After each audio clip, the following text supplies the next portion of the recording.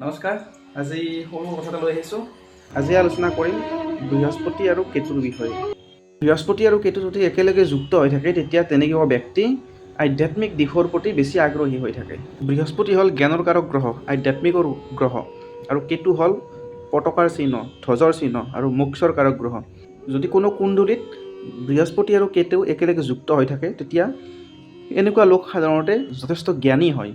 কিন্তু যিটো ভাৱত বৃহস্পতি আৰু কেতু একেলগে যুক্ত হৈ থাকিব তাৰে সপ্তম ভাৱত নিশ্চয়কৈ ৰাহু থাকিব, কাৰণ ৰাহুৰ সপ্তমত কেতু সদায় থাকে।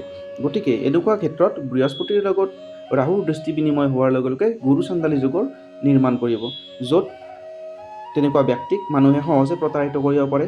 মানুহে সহজে ভুল বুজে ভাল কাম কৰিলেও সদায় বেয়া নামটোহে হয়। বিভিন্ন ধৰণৰ কৰ্মত বাধা পায়, পিছত সফলতা পালেও সন্মুখ অৱস্থাত যথেষ্টখিনি বাধা প্ৰাপ্তি হয়। কিন্তু এনেকুৱা লোকে য'ত বৃহস্পতি আৰু কেতু যুক্ত হৈ আছে তেনেকুৱা লোকে কিন্তু ঈশ্বৰ প্ৰাপ্তিত সহজ হয়।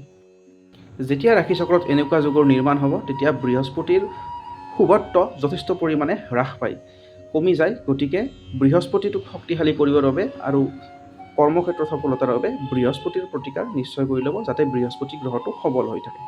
এনেকুৱা ক্ষেত্ৰত বৃহস্পতিবাৰে পাৰিলে নিৰামিষ আহাৰ গ্ৰহণ কৰিব, আৰু যদি পাৰে বৃহস্পতিবাৰে গা ধোৱা পানীত অলপমান কেঁচা হালধি মিহলাই আপোনালোকে স্নান কৰিব পাৰে, আৰু বৃহস্পতিৰ ৰত্ন পোখৰাজ ধাৰণ কৰিব পাৰে, তেতিয়া যথেষ্টখিনি শুভফল লাভ কৰিব।